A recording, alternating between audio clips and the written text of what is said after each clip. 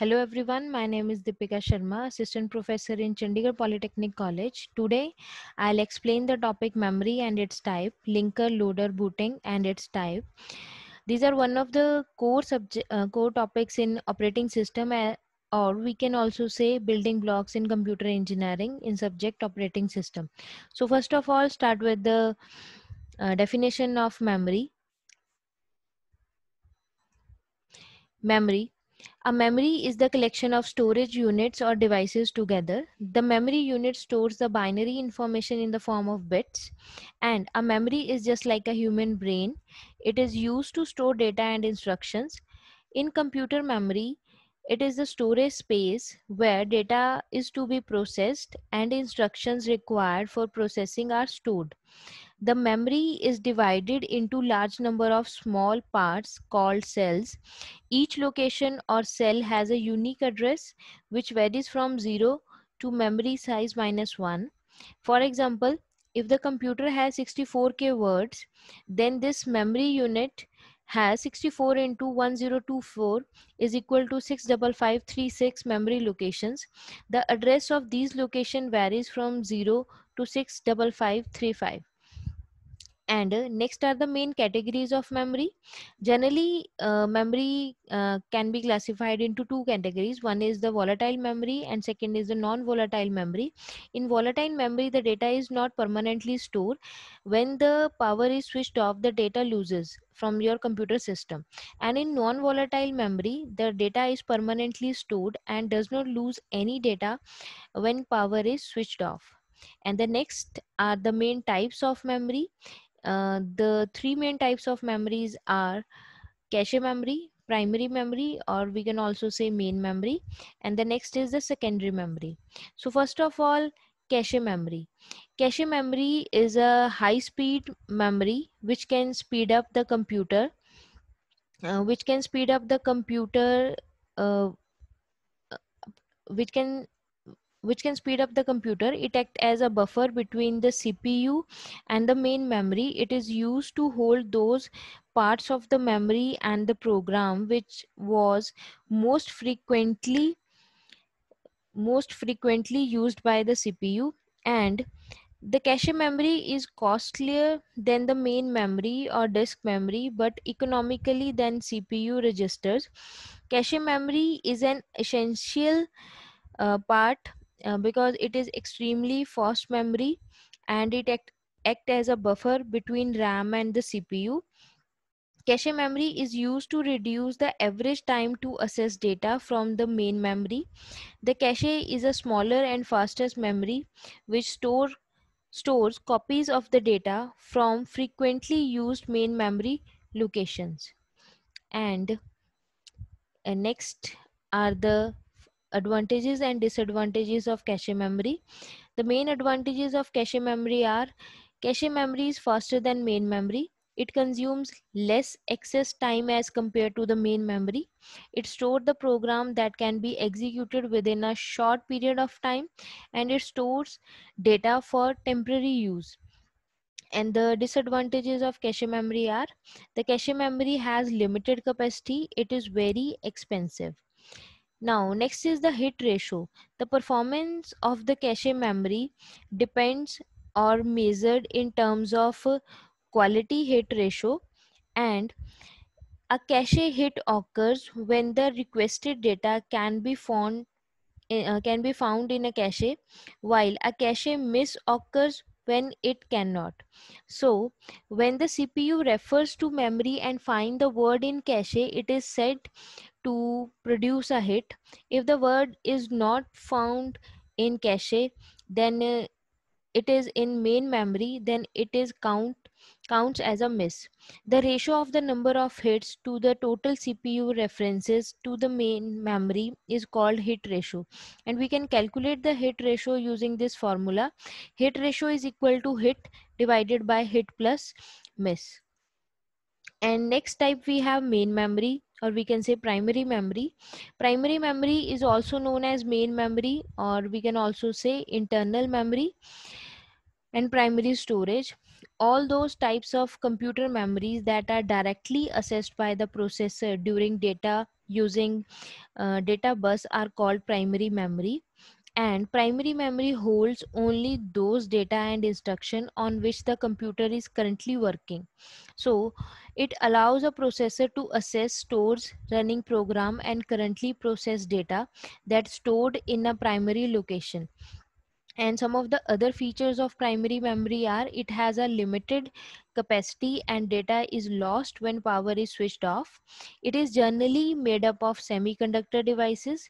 These memories are not as fast as registers, and the data and instructions required to be processed resides in the main memory. It is divided into two subcategories that are RAM and ROM.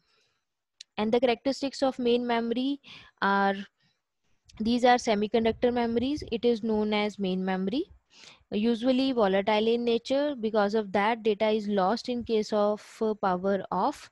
And it is the working memory of the computer, but it is faster than secondary memory, and a computer cannot run without the primary memory. And the types of main memory are RAM and ROM. RAM stands for random access memory and ROM stands for read-only memory. And the flowchart or further subcategories of main memory i- are, first is the main subdivision of memory is RAM and ROM. In RAM has further two types. One is SRAM and DRAM, that is static RAM and dynamic RAM. In ROM, it has further three categories. One is the PROM, second is EPROM, and third is double EPROM. First of all, RAM. RAM, as we know, it stands for random access memory. It is called random access memory because it is a read write memory or the main memory or the in the primary memory.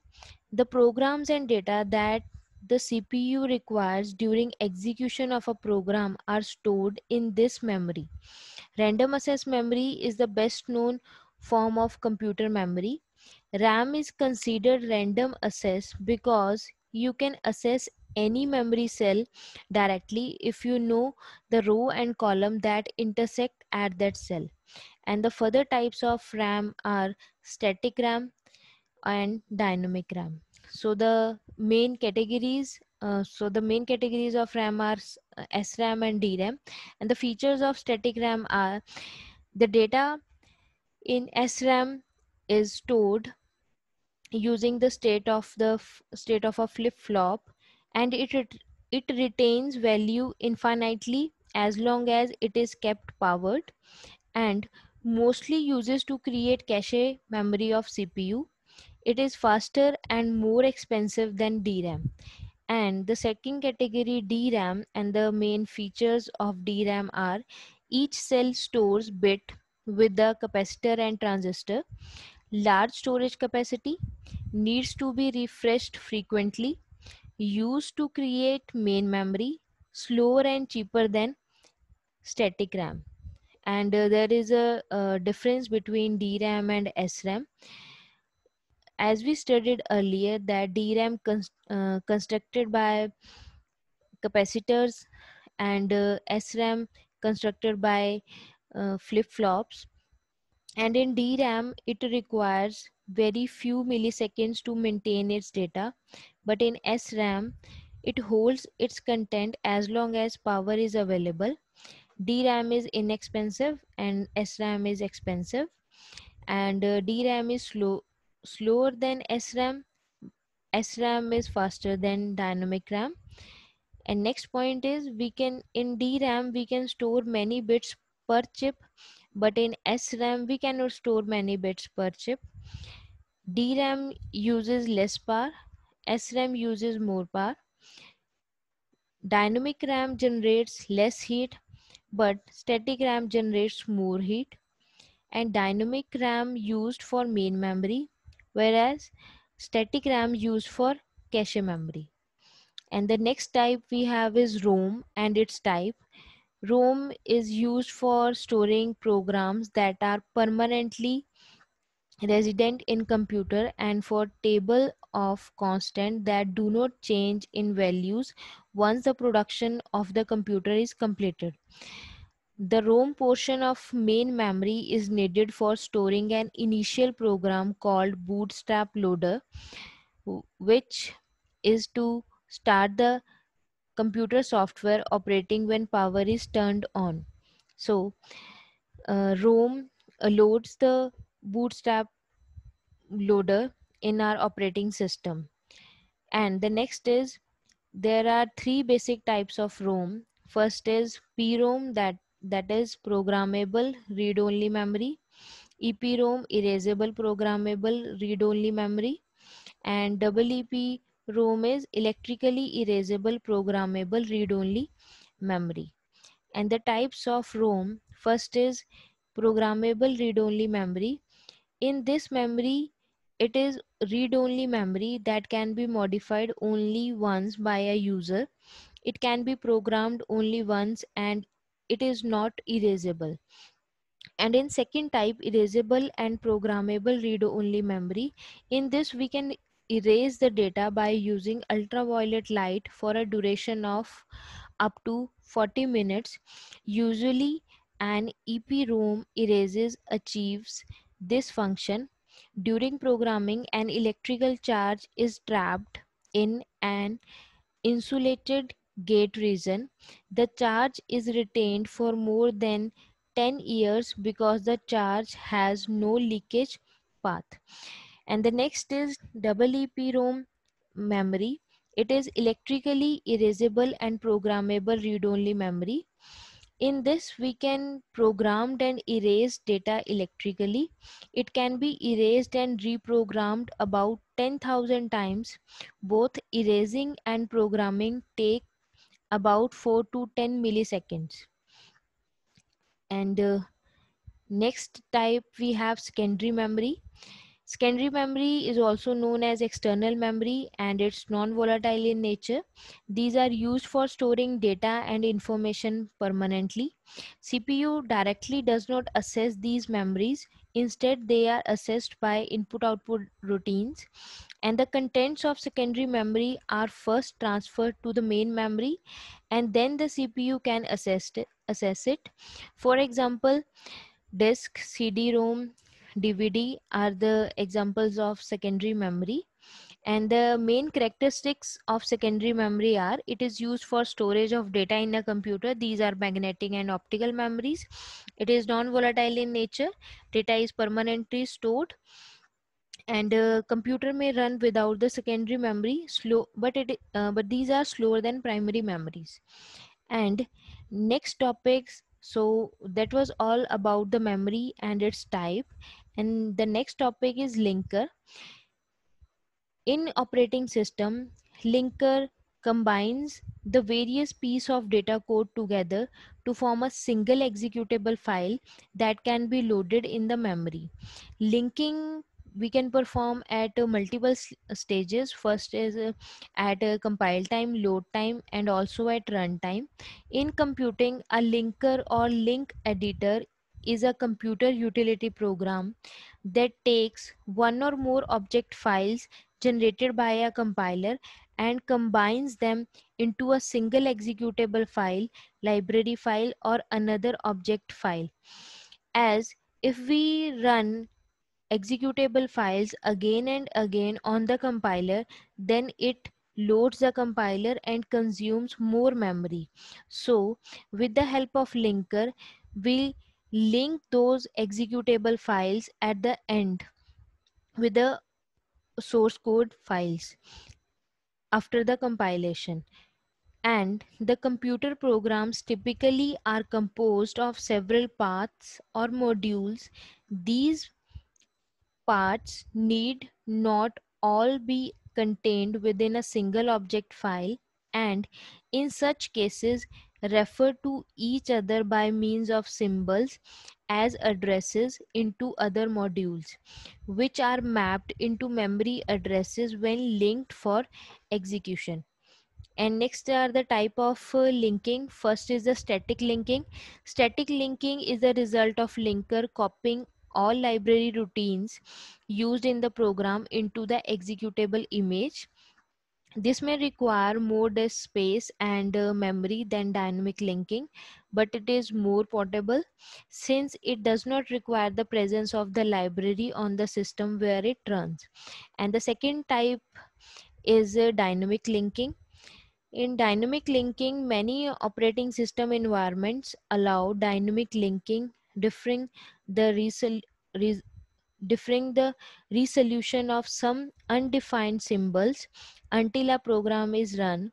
That means that the executable code still contains undefined symbols plus a list of objects or libraries that will provide definitions for those. This approach offers two advantages. First is often used library needs to be stored in only one location, not duplicated in every single executable file. And the second advantage is if a bug in a library function is corrected by replacing the library, all programs using it dynamically will benefit from the correction after restarting them. So, programs that included this function by static linking would have to be re-linked first. And the next topic is loader. In computer systems, a loader is the part of an operating system that is responsible for loading program and libraries. It is one of the essential stages in the process of starting a program as it places program into memory and prepare them for execution. Loading a program involves reading the content of the executable file containing the program instructions into memory and then carrying out other required elementary tasks to prepare the executable for running. And once loader is complete, the operating system starts the program by passing control to the loaded program code. All operating systems that support program loading have loaders. Apart from highly specialized computer systems that only have a fixed set of specialized program, embedded systems typically do not have loaders and instead the code executes directly from ROM.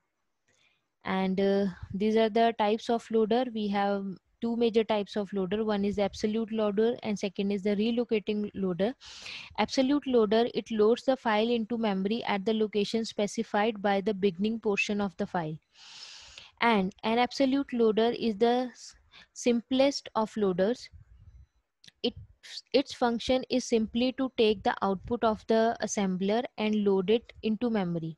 The output of the assembler can be stored on any machine readable form of storage, but most commonly it is stored on punched cards or magnetic tape, disk or drum. And the second is relocating loader. It loads the program anywhere in the memory. The binding of symbolic addresses of physical addresses is really important only when the program is actually loaded into memory. Thus, we would like to delay address binding until load time. A relocatable loader is a loader which allows this delay of binding time.